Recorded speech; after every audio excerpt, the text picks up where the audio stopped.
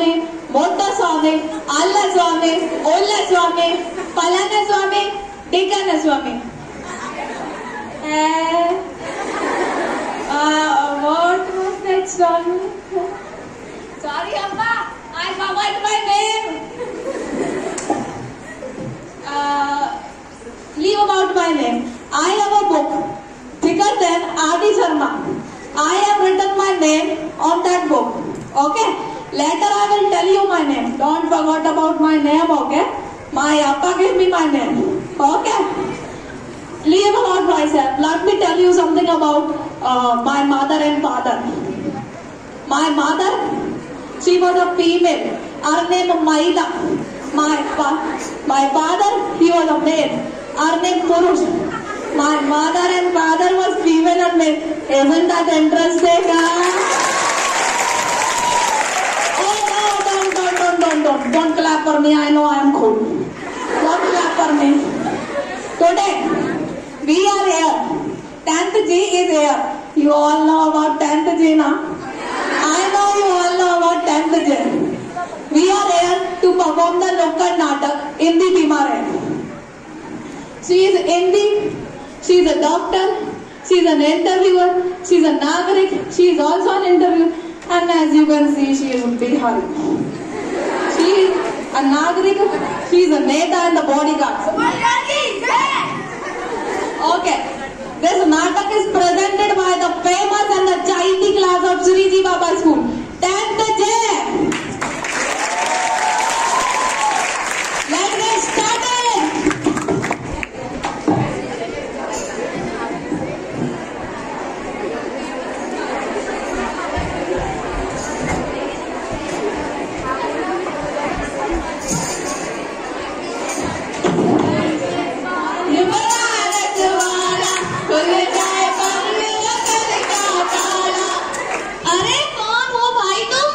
बेटा हिंदी हूँ मैं.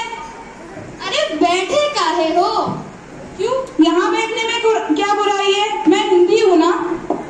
ओ हिंदी जो हम पढ़ा था लिखा था किताबन में. ओ माँ माफ करिए, मैंने क्या कहूँ हमारे पहचान नहीं पाया. पर ये इधर काहे बैठे हो? क्यों बेटा? मैं इधर बैठ जाती हूँ. अरे माँ नहीं, ये तमिल वालों की जगह है. यहाँ केवल और केवल अंग्रेजी बैठक है. यहाँ नहीं बैठन देंगे. अच्छा बेटा ये बताओ चिकित्सालय कहाँ है? चिकित्सालय? ओ हॉस्पिटल. आइए हम ले चलते हैं आपको उधर.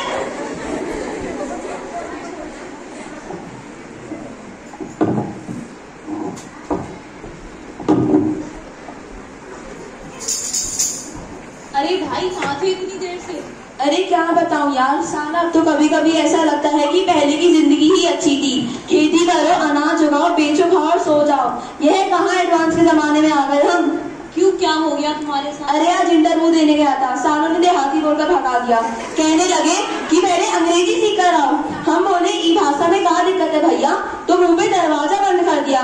अब बताओ किसी इंसान की काबिलियत एक भाषा से आगे जाती है. मतलब ज्ञान हो या ना हो, अंग्रेजी आनी चाहिए. Walk in English, talk in English. अब तो कभी कभी ऐसा लगता है कि अंग्रेजी ही सीख लेते, जिससे हमारी जिंदगी सुकून से तो जी पाते. ठीक कह रहे हो भाई.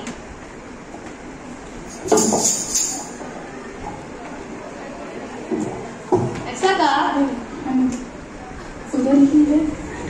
अरे रुको माई अंग्रेजी सिखा दो. अरे अंग्रेजी मांगता है. अगर खाना मांगा होता तो दे भी देती, पर तूने तो अंग्रेजी मांग ली. अगर अंग्रेजी से पैसा और नौकरी मिलती तो अमेरिका तो आज भगवान होता. अगर किसी से मांगता है तो खाना मांग, शब्द का अर्थ तो गूगल भी बता देता है. देखा माँ, हिंदी की क्या यहाँ पे स्थिति चल रही है. अगर अंग्रेजी से विकास होता तो चीन में 70% लोग चीनी और जापान में 88% लोग जो जापानी बोलते हैं, तो वो इतने विकसित कैसे?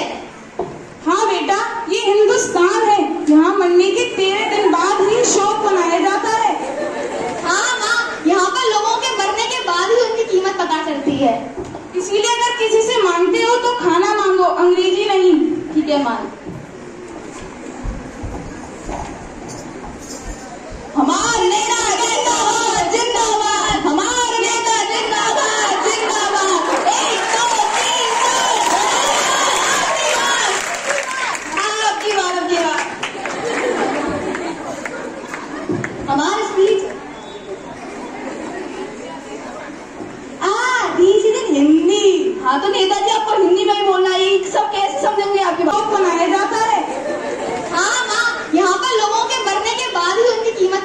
होती है।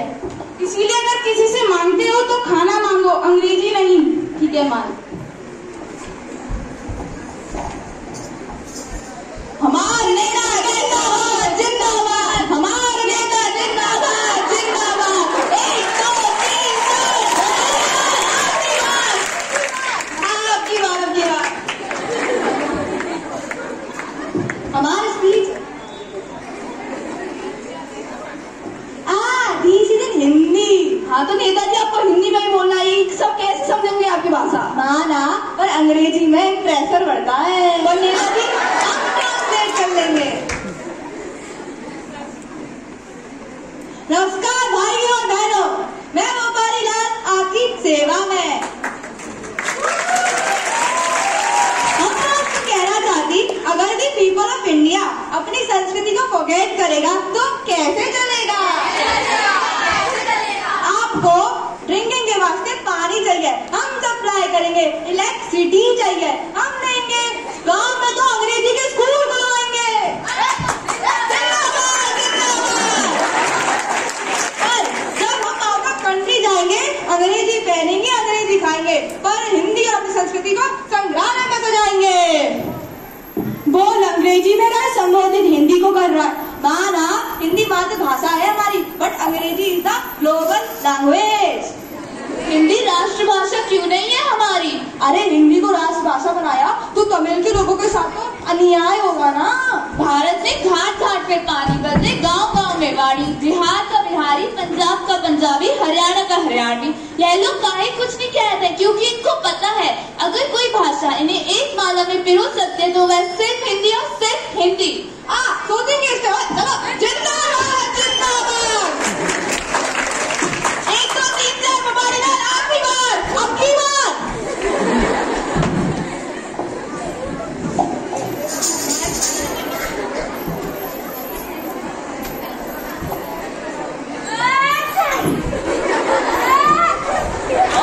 आराम से।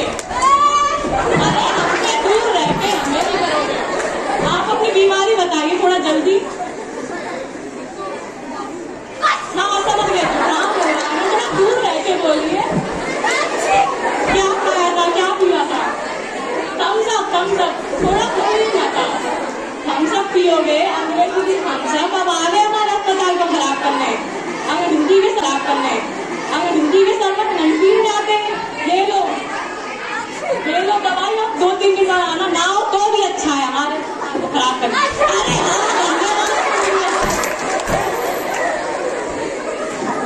अरे आइए।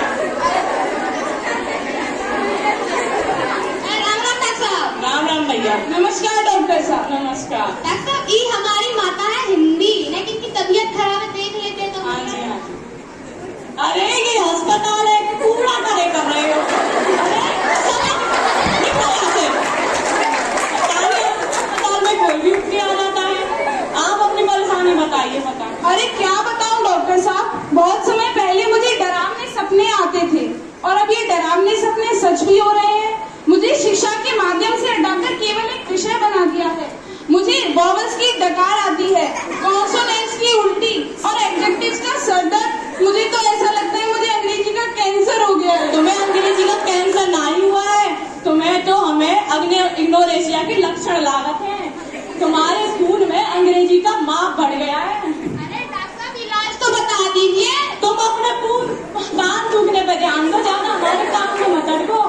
इसका कारण जानने से पहले कारण तो जानो, इलाज तो बता ही देंगे। हम डॉक्टर का लिए बैठे हैं। इसका कारण यह है, जैसे हमारे भारत में कोई बच्चा पैदा होता है उसे अंग्रेजी पढ़ाई जाती है, अंग्रेजी सिखाई जाती है, अंग्रेजी बोलेंगे तो अंग्रेजी में, हिंदी का तो कुछ सोचता ही नहीं है।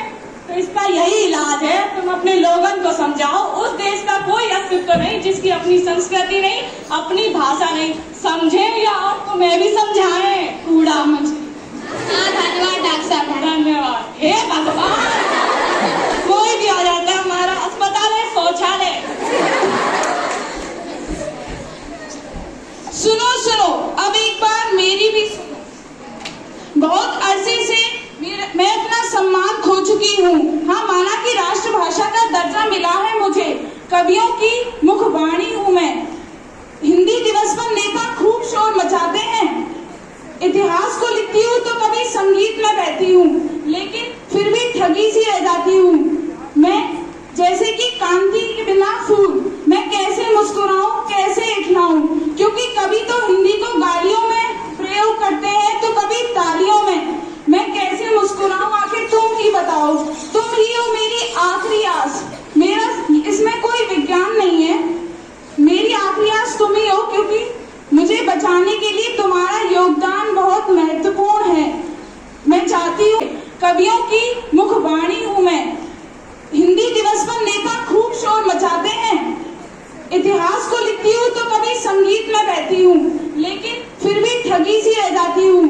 मैं जैसे कि कांति के बिना फूल, मैं कैसे मुस्कुराऊं, कैसे इखलाऊं, क्योंकि कभी तो हिंदी को गालियों में प्रयोग करते हैं तो कभी तालियों में। मैं कैसे मुस्कुराऊं, आखिर तुम ही बताओ। तुम ही हो मेरी आखिरी आस, मेरा इसमें कोई विज्ञान नहीं है। मेरी आखिरी आस तुम ही हो, क्योंकि मुझे बचाने के लिए तुम्हारा योगदान बहुत महत्वपूर्ण है। मैं चाहती हूँ, जब भी लोग मेरा बहिष्कार करते हैं, मेरी वेदना से सिर्फ एक आवाज निकलती है कि मेरा ये बहिष्कार क्यों। मेरा सम्मान तभी होगा जब हर एक व्यक्ति के मुख पर हिंदी होगी। इसीलिए धन्यवाद। जय हिंद, जय भारत। ये वेंकटेश्वर तो भाइयों, समझ में आया हिंदी बीमार है, कैसे बीमार है और क्यों बीमार है। तो हम सबको समझने होंगे और प्रयास करने होंगे। धन्यवाद।